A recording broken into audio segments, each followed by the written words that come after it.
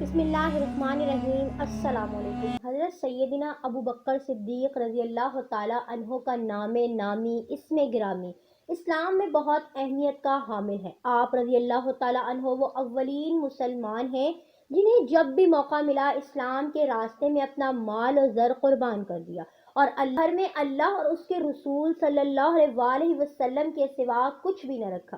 اس معاملے میں آپ رضی اللہ تعالیٰ عنہ ہمیشہ حضور اکرم صلی اللہ علیہ وسلم پر جان چھڑکتے تھے اور آپ صلی اللہ علیہ وسلم کی عزت و ناموس پر اپنا سب کچھ قربان کر دینے کو سعادت عظمیٰ سمجھتے تھے۔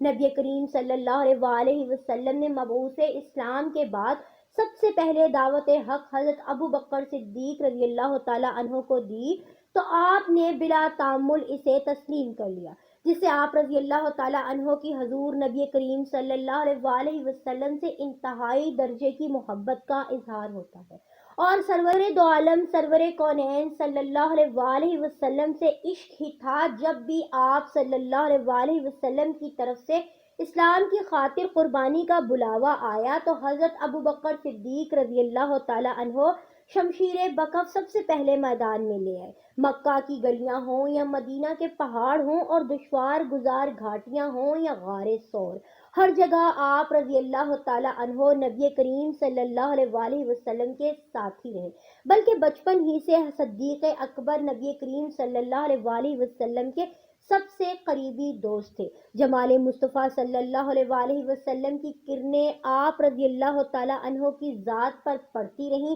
جس سے آپ رضی اللہ تعالیٰ عنہ کی ذات نکھرتی، سنورتی اور کامل بنتی گئی۔ بارگاہ رسالت میں آپ صلی اللہ علیہ وسلم سے صدیق اکبر کا لقب عظیم عطا ہوا۔ آپ رضی اللہ تعالیٰ عنہ 573 عیسوی میں پیدا ہوئے، جبکہ آپ رضی اللہ تعالیٰ عنہ کا سن وفات 637 عیسوی ہے۔ آپ رضی اللہ تعالیٰ عنہ کا سلسلہ نسب کچھ اس طرح سے ہے: عبداللہ بن ابی قحافہ، عثمان بن عامر بن عمرو بن کعب بن سعد بن تیم بن مرہ بن کعب بن لوی بن غالب قرشی تیمہ مرہ بن کعب پر آپ رضی اللہ تعالیٰ عنہ کا سلسلہ نسب حضور نبی کریم صلی اللہ علیہ وسلم سے جا ملتا ہے۔ حضرت ابو بکر صدیق رضی اللہ تعالیٰ عنہ کی ولادت نبی کریم صلی اللہ علیہ وسلم کی ولادت پاک سے 2 سال 2 ماہ قبل مکہ میں ہوئی۔ آپ رضی اللہ تعالیٰ عنہ کی پرورش اور نشوونما بھی مکہ ہی میں ہوئی۔ آپ رضی اللہ تعالیٰ عنہ اپنے قبیلے کے انتہائی امیر کبیر فرد تھے۔ آپ رضی اللہ تعالیٰ عنہ کی برادری میں مروت و احسان کے باعث آپ رضی اللہ تعالیٰ عنہ کو بہت معزز سمجھا جاتا تھا۔ زمانہ جاہلیت میں قریش آپ رضی اللہ تعالیٰ عنہ سے مختلف امور پر مشورہ لیا کرتے۔ وہ لوگ آپ رضی اللہ تعالیٰ عنہ کو تمام معاملات میں بہت اہمیت دیتے تھے۔ حضرت زبیر رضی اللہ تعالیٰ عنہ سے روایت ہے کہ آپ رضی اللہ تعالیٰ عنہ قریش کے ان 11 افراد میں سے ہیں جنہیں عہد جاہلیت اور اسلام دونوں زمانوں میں معزز اور بزرگ شمار کیا جاتا تھا۔ زمانہ جاہلیت میں آپ رضی اللہ تعالیٰ عنہ خون بہا اور دیت کے مقدمات کا فیصلہ کیا کرتے تھے۔ قریش میں کوئی بادشاہ نہ تھا اس قسم کے کاموں کا بندوبست کرے، بلکہ ہر خاندان کا رئیس ایک کام کا ذمہ دار قرار دیا جاتا تھا۔ جس طرح بنو ہاشم حجاج کے امور کے منظم تھے، اسی طرح خون بہا اور دیت کے احکامات جاری کرنا حضرت ابو بکر صدیق کی ذمہ داری تھی۔ ابن عساکر حضرت عائشہ صدیقہ رضی اللہ تعالیٰ عنہا سے روایت کرتے ہیں کہ خدا کی قسم حضرت ابو بکر صدیق رضی اللہ تعالیٰ عنہ نے نہ زمانہ جاہلیت میں کبھی شعر کہا اور نہ ہی عہد اسلام میں۔ آپ رضی اللہ تعالیٰ عنہ اور حضرت عثمان بن عفان رضی اللہ تعالیٰ عنہ نے زمانہ جاہلیت میں ہی شراب نوشی ترک کر دی تھی۔ ایک شخص حضرت عائشہ صدیقہ رضی اللہ تعالیٰ عنہا کے پاس حاضر ہوا اور عرض کیا کہ حضرت ابو بکر صدیق رضی اللہ تعالیٰ عنہ کا حلیہ بیان فرما دیجیے۔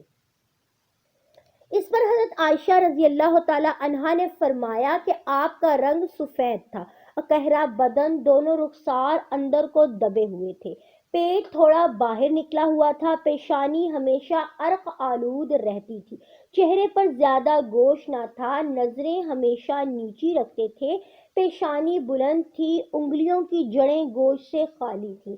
آپ رضی اللہ تعالیٰ عنہ مہندی اور قسم کا خضاب لگایا کرتے تھے۔ حضرت ابو بکر صدیق رضی اللہ تعالیٰ عنہ کے سابق الاسلام ہونے کا سبب یہ ہے کہ آپ رضی اللہ تعالیٰ عنہ نبوت کی نشانیاں پہلے ہی جانتے تھے، لہٰذا جب آپ رضی اللہ تعالیٰ عنہ کو اسلام کی دعوت دی گئی تو آپ رضی اللہ تعالیٰ عنہ نے اسلام لانے میں سبقت کی۔ نبی کریم صلی اللہ علیہ وآلہ وسلم کا ارشاد پاک ہے کہ جب میں نے کسی کو اسلام کی دعوت دی تو اس کو تذبذب میں پایا اور اسے تردد ہوا، سوائے حضرت ابو بکر کے کہ جب میں نے اسلام پیش کیا تو بغیر کسی تذبذب کے انہوں نے اسلام قبول کر لیا۔ حضرت عائشہ صدیقہ رضی اللہ تعالیٰ عنہا سے روایت ہے کہ جس دن حضرت ابو بکر صدیق رضی اللہ تعالیٰ عنہ نے اسلام قبول کیا تو آپ رضی اللہ تعالیٰ عنہ کے پاس 40,000 درہم موجود تھے۔ آپ رضی اللہ تعالیٰ عنہ نے یہ تمام مال حضور نبی کریم صلی اللہ علیہ وآلہ وسلم کے ارشاد پر خرچ کر دیا۔ ابن عساکر ابن عمر رضی اللہ تعالیٰ عنہ سے روایت کرتے ہیں کہ جس دن حضرت ابو بکر صدیق رضی اللہ تعالیٰ عنہ ایمان لائے ان کے پاس 40,000 درہم تھے، اور جب آپ رضی اللہ تعالیٰ عنہ ہجرت کر کے مدینہ آئے تو اس مال میں سے صرف 5,000 درہم باقی رہ گئے۔ آپ رضی اللہ تعالیٰ عنہ نے یہ تمام مال 35,000 درہم مسلمانوں کے آزاد کرانے اور اسلام کی مدد میں خرچ کر ڈالا۔ حضرت عائشہ صدیقہ رضی اللہ تعالیٰ عنہا ایک اور روایت میں ارشاد فرماتی ہیں کہ حضرت ابو بکر صدیق رضی اللہ تعالیٰ عنہ نے 7 ایسے مسلمانوں کو آزاد کرایا جن کے آقا صرف ان کے مسلمان ہونے کی بنا پر انہیں سخت اذیت پہنچاتے تھے۔ نبی کریم صلی اللہ علیہ وآلہ وسلم نے فرمایا جو لوگ مجھ پر ایمان لائے ان میں سے حضرت ابو بکر صدیق رضی اللہ تعالیٰ عنہ کی صحبت اور ان کا مال مجھے سب سے زیادہ پسند آیا۔ اگر میں نے اللہ کے سوا کسی کو دوست بنایا تو وہ حضرت ابو بکر صدیق ہی ہیں۔ نبی کریم صلی اللہ علیہ وآلہ وسلم نے ارشاد فرمایا کہ تمام دروازوں کے بند کر دینے کے باوجود ابو بکر صدیق کا دروازہ لازماً کھلا رہے گا۔ آپ رضی اللہ تعالیٰ عنہ سب سے زیادہ احکام رسالت صلی اللہ علیہ وآلہ وسلم سے آگاہ تھے، چنانچہ بارگاہ صحابہ کرام رضی اللہ تعالیٰ عنہم نے امور سنت میں آپ سے رجوع کیا۔ آپ رضی اللہ تعالیٰ عنہ نے ایسی صورتوں میں ہمیشہ ان کے سامنے نبی کریم صلی اللہ علیہ وآلہ وسلم کی احادیث پیش فرمائیں۔ آپ رضی اللہ تعالیٰ عنہ کو بے شمار احادیث یاد تھیں اور بوقت ضرورت آپ انہیں ارشاد فرمایا کرتے تھے، اور آپ رضی اللہ تعالیٰ عنہ سے زیادہ حافظ احادیث کون ہو سکتا ہے کہ آغاز رسالت سے وصال مبارک تک آپ رضی اللہ تعالیٰ عنہ ہمیشہ نبی کریم صلی اللہ علیہ وآلہ وسلم کی صحبت میں رہے۔ علاوہ ازیں آپ رضی اللہ تعالیٰ عنہ کی قوت حافظہ بھی بہت تیز تھی اور آپ تمام لوگوں میں سب سے زیادہ ذکی اور ذی فہم تھے۔ نبی کریم صلی اللہ علیہ وآلہ وسلم کو اپنے صحابہ کرام رضوان اللہ عنہم جن کے بارے میں آپ نبی کریم صلی اللہ علیہ وآلہ وسلم اکثر فرمایا کرتے تھے کہ صحابہ ستاروں کی مانند ہیں، مجھے ان پر پورا اعتماد ہے کہ وہ اسلامی نظام کو بہترین جمہوری اصولوں کے عین مطابق قائم فرمائیں گے اور کسی قسم کا خلل واقع نہیں ہونے دیں گے، یعنی وہ سب سے زیادہ مستحق اور بہترین انسان کو خلیفہ مقرر کریں گے۔ ایک مرتبہ نبی کریم صلی اللہ علیہ وآلہ وسلم نے سب کو طلب کر کے کچھ یوں وصیت فرمائی: خود کو انعام سے خوش کیا کرو، جزیرۃ العرب سے مشرکوں کو نکال دو، اسامہ رضی اللہ تعالیٰ عنہ کی فوج کو ضرور روانہ کر دینا، انصار کے ساتھ اچھا برتاؤ کرنا، ان کی غلطیوں کو نظر انداز کر دینا۔ اپنی صحبت میں حضرت ابو بکر صدیق رضی اللہ تعالیٰ عنہ سے افضل کسی کو نہ سمجھنا۔ نبی کریم صلی اللہ علیہ وآلہ وسلم کے اس فرمان سے بھی آپ رضی اللہ تعالیٰ عنہ کے غیر معمولی محاسن کی طرف اشارہ ہوتا ہے۔ نبی کریم صلی اللہ علیہ وسلم کے وصال ظاہری کے بعد چاروں طرف سے مخالف تحریکیں اٹھنے لگیں، جگہ جگہ نبوت کے دعوے ہونے لگے۔ حضرت ابوبکر صدیق رضی اللہ تعالیٰ عنہ کے لیے خلافت کی سیج کانٹوں کی سیج ثابت ہوئی۔ ادھر آپ رضی اللہ تعالیٰ عنہ مسند خلافت پر قدم رکھا اور ادھر عرب قبائل میں ارتداد کا طوفان اٹھ کھڑا ہوا۔ ساتھ ہی ملک کے گوشے گوشے سے جھوٹے نبوت کے دعوے دار حشرات الارض کی طرح نکل آئے۔ اس کے علاوہ حضرت اسامہ رضی اللہ تعالیٰ عنہ کے لشکر کی روانگی کا مسئلہ بھی درپیش ہوا۔ یہ خبر بھی آ رہی تھی کہ چاروں طرف سے مدینہ پر دشمن یلغار کرنے والے ہیں۔ حضرت ابوبکر صدیق رضی اللہ تعالیٰ عنہ کی آنکھوں کے سامنے مشکلات کے پہاڑ کھڑے تھے، لیکن محبوب خدا کے یار غار نے ایسے نازک موقع پر اور ہولناک وقت میں بھی ایسی ہمت، صبر و استقلال، استقامت، بصیرت اور تدبر سے کام لیا جس کی تاریخ میں مثال مشکل ہی سے ملے گی۔ ایسے نازک وقت میں کچھ صحابہ رضوان اللہ عنہم نے حضرت ابوبکر صدیق رضی اللہ تعالیٰ عنہ سے عرض کی کہ حالات کی نزاکت کے پیش نظر حضرت اسامہ رضی اللہ تعالیٰ عنہ کے لشکر کی روانگی کو کچھ عرصہ کے لیے ملتوی کر دیتے ہیں۔ تو آپ رضی اللہ تعالیٰ عنہ نے اپنے ارادے پر چٹان کی طرح قائم رہ کر ذوق یقین کی بخشی ہوئی قوت سے کام لیتے ہوئے جواب دیا، قسم ہے قادر مطلق کی جس کے قبضے میں میری جان ہے، اگر مدینہ میں ایسا ہو کا عالم ہو جائے کہ درندے مجھے تنہا پا کر چیر پھاڑنے کو دوڑیں تو بھی لشکر اسامہ رضی اللہ تعالیٰ عنہ ضرور روانہ ہوگا، کیونکہ اس کی روانگی کے لیے نبی کریم صلی اللہ علیہ وسلم نے حکم دیا تھا۔ حضرت ابوبکر صدیق رضی اللہ تعالیٰ عنہ ملک بھر ملکی معاملات میں عہد نبوی کے نظام پر قائم رہے، بڑے بڑے عہدوں پر انہی بزرگوں کو مامور فرمایا کرتے جنہیں دانشگاہ رسالت مآب صلی اللہ علیہ وسلم سے فیض حاصل ہوا تھا۔ اسی اصول کو مقدم رکھتے آپ رضی اللہ تعالیٰ عنہ نے عباب بن اسد رضی اللہ تعالیٰ عنہ، عثمان بن ابی العاص رضی اللہ تعالیٰ عنہ، مہاجر بن ابی امیہ رضی اللہ تعالیٰ عنہ اور زیاد بن لبید رضی اللہ تعالیٰ عنہ کو بالترتیب مکہ، طائف، صنعا اور زبید کا گورنر مقرر کیا۔ آپ کا مالی نظام ہو یا فوجی، الغرض آپ رضی اللہ تعالیٰ عنہ کا دور خلافت کا کوئی بھی پہلو دیکھا جائے، دور نبوت صلی اللہ علیہ وسلم کی عملی تصویر نظر آئے گا۔ بڑی بڑی جنگیں مثلاً جنگ یرموک، جنگ علیز، جنگ دومتا الجندل، جنگ عین التمر اور جنگ ذات السلاسل آپ رضی اللہ تعالیٰ عنہ کے ہی دور میں لڑی گئی۔ اس میں مسلمانوں کو شاندار کامیابی حاصل ہوئی۔ آپ رضی اللہ تعالیٰ عنہ کا دور فتوحات اس بات کا آئینہ دار ہے کہ مسلمان سپاہی جس راہ سے بھی گزرے اپنے پیچھے تباہی اور بربادی، روتی سسکتی انسانیت، ہڈیوں اور کھوپڑیوں کے مینار نہیں بلکہ رشد و ہدایت کے چراغ اور امن و سکون کے موتی بکھیرتے ہوئے گئے۔ وہ جس راستے سے بھی گزرے وہ رہ گزر کاروانے بہار ٹھہری، اور وہ جہاں خیمہ زن ہوئے وہاں شہر بس گئے اور بستیاں آباد ہو گئیں۔ سن 11 ہجری میں حضرت ابوبکر صدیق رضی اللہ تعالیٰ عنہ نے حضرت عمر فاروق کو قاضی مقرر کیا اور حضرت ابوبکر صدیق رضی اللہ تعالیٰ عنہ کی وفات تک وہ اسی عہدے پر قائم رہے۔ حضرت خالد بن ولید رضی اللہ تعالیٰ عنہ کو عراق اور ایران میں مختلف مہمات پر روانہ کیا۔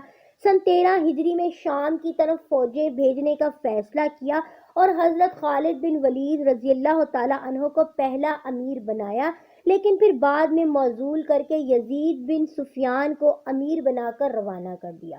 خالد بن سعید رضی اللہ تعالیٰ عنہ پر حضرت عمر رضی اللہ تعالیٰ عنہ اور حضرت علی المرتضیٰ کو شبہ تھا، لیکن پھر بھی حضرت ابوبکر صدیق نے مرتدین کی سرکوبی کے لیے فوج کے افسران منتخب کیے اور ان میں خالد بن سعید رضی اللہ تعالیٰ عنہ کو شامل کیا اور انہیں تیمہ میں امدادی دستے پر متعین کر دیا۔ میدان جنگ میں خالد بن سعید نے حضرت ابوبکر صدیق رضی اللہ تعالیٰ عنہ کی ہدایات پر عمل نہ کیا اور شکست سے دوچار ہوئے، لیکن آپ رضی اللہ تعالیٰ عنہ نے انہیں معاف فرما دیا۔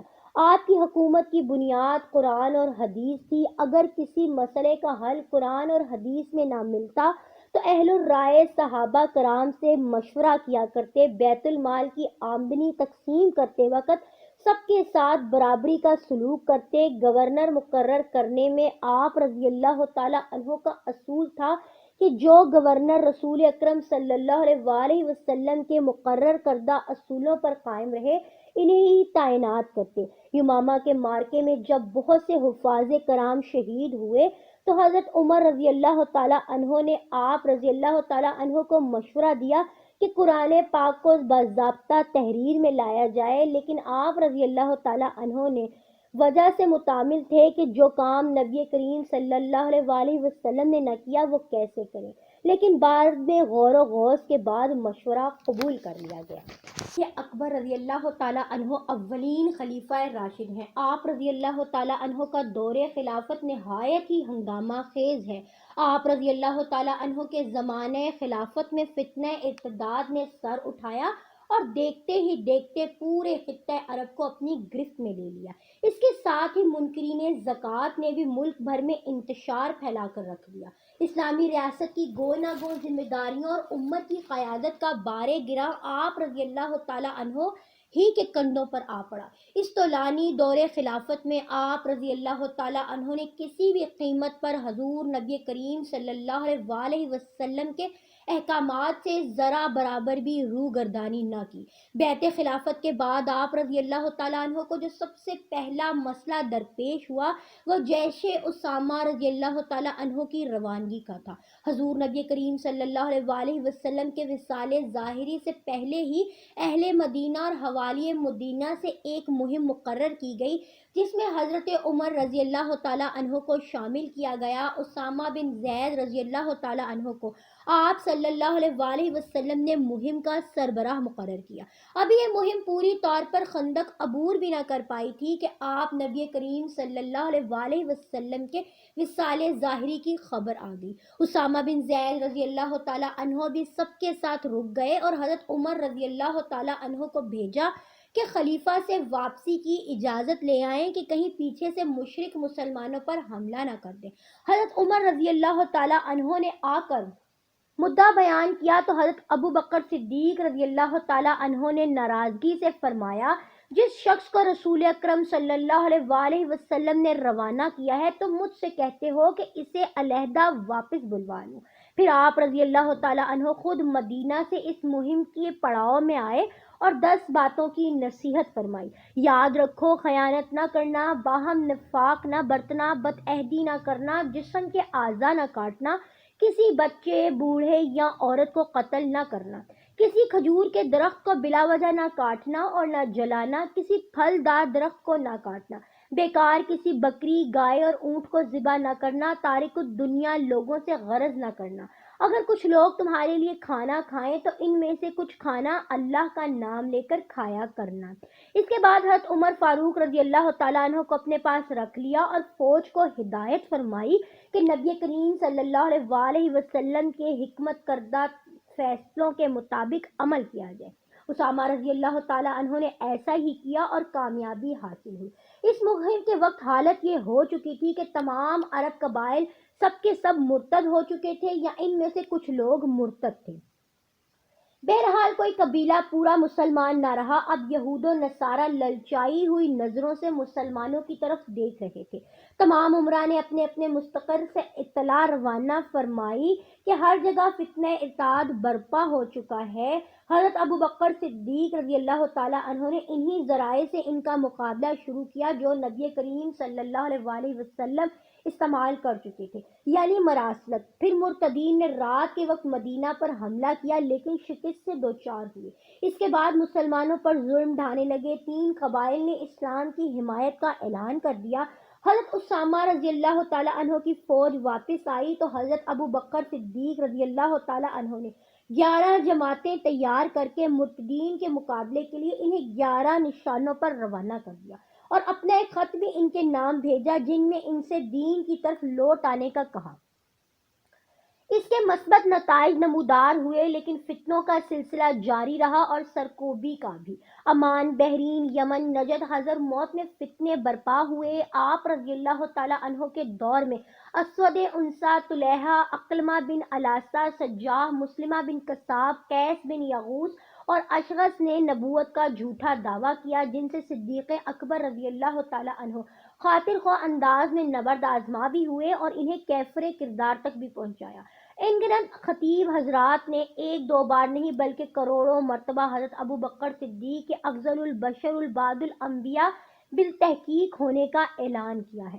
حضرت ابو بکر صدیق رضی اللہ تعالیٰ عنہ نے حضرت عبد الرحمن سے 3 چیزیں کرنے کی خواہش کا اظہار کرتے ہوئے فرمایا: کاش میں اشغث کی گردن مار دیتا، کاش میں نے خالد رضی اللہ تعالیٰ عنہ کو مرتدین کے مقابلے کے لیے روانہ نہ کیا ہوتا، اور کاش میں نے خالد بن ولید رضی اللہ تعالیٰ عنہ کو جب شام کی طرف روانہ کیا تو اس وقت عمر فاروق رضی اللہ تعالیٰ عنہ کو عراق کی طرف بھیج دیتا۔ حضرت ابو بکر صدیق رضی اللہ تعالیٰ عنہ نے حضور پاک صلی اللہ علیہ وسلم سے 3 باتیں پوچھنے کی آرزو بھی کی۔ کاش میں پوچھ لیتا کہ امارت کس کو ملنی چاہیے، پھر وہ کسی کو نزع کا موقع ملنا چاہیے۔ کاش میں آپ صلی اللہ علیہ وسلم سے پوچھ لیتا کہ انصار کے لیے اس حکومت میں کچھ حصہ ہے، اور کاش میں آپ کی میراث کے بارے میں دریافت کر لیتا، کیونکہ میرے دل میں ابھی تک بے اطمینانی کی کیفیت موجود ہے۔ ابن سعد رحمۃ اللہ علیہ اور حاکم رحمۃ اللہ علیہ نے ابن شہاب سے روایت کی ہے کہ حضرت ابو بکر صدیق رضی اللہ تعالیٰ عنہ کی موت ظاہری کا سبب یہ تھا کہ آپ رضی اللہ تعالیٰ عنہ کے پاس کسی نے تحفۃً خزیرہ یعنی قیمہ جس میں دلیا ملا ہوا تھا بھیجا۔ آپ رضی اللہ تعالیٰ عنہ اور حارث بن قلدہ دونوں کھانے میں شریک تھے، یعنی کھانا تناول فرما رہے تھے۔ حارث نے کہا: اے خلیفہ رسول، ہاتھ روک لیجئے، یعنی اسے نہ کھائیے، اس میں زہر ہے، اور یہ زہر وہ زہر ہے کہ جس کا اثر 1 سال میں نمایاں ہوتا ہے۔ آپ رضی اللہ تعالیٰ عنہ دیکھ لیجئے گا کہ 1 سال کے اندر اندر میں اور آپ ایک ہی دن دنیا سے رخصت ہو جائیں گے۔ یہ سن کر آپ رضی اللہ تعالیٰ عنہ نے کھانے سے ہاتھ کھینچ لیا، لیکن زہر اپنا اثر دکھا چکا تھا۔ رضی اللہ تعالیٰ عنہ اسی دن سے بیمار رہنے لگے اور 1 سال کے عرصے تک بیمار رہنے کے بعد دنیا سے پردہ فرما گئے۔ عائشہ صدیقہ رضی اللہ تعالیٰ عنہ روایت فرماتی ہیں کہ والد محترم کی علالت کی ابتدا کچھ اس طرح سے ہوئی کہ آپ رضی اللہ تعالیٰ عنہ جمادی الاخر بروز دوشنبہ غسل فرمایا۔ اس روز بے حد سردی تھی، لہٰذا آپ رضی اللہ تعالیٰ عنہ بخار میں مبتلا ہو گئے اور 15 روز تک آپ رضی اللہ تعالیٰ عنہ شدید علیل رہے۔ اس عرصے میں آپ رضی اللہ تعالیٰ عنہ نماز کے لیے بھی تشریف نہ لے جا سکے۔ بالآخر اسی بخار کے باعث 63 برس کی عمر میں شنبہ 22 جمادی الثانی 13 ہجری کی شب آپ رضی اللہ تعالیٰ عنہ خالق کے حقیقی سے جا ملے۔ حضرت ابو بکر صدیق رضی اللہ تعالیٰ عنہ نے اپنی وصیت میں اپنے بعد حضرت عمر فاروق رضی اللہ تعالیٰ عنہ کو مسلمانوں کا خلیفہ مقرر کیا۔ خلیفہ اول حضرت سیدنا ابو بکر صدیق کا جنازہ جب روضہ رسول صلی اللہ علیہ وسلم کے سامنے رکھا گیا تو روضہ مبارک کا دروازہ خود بخود کھل گیا۔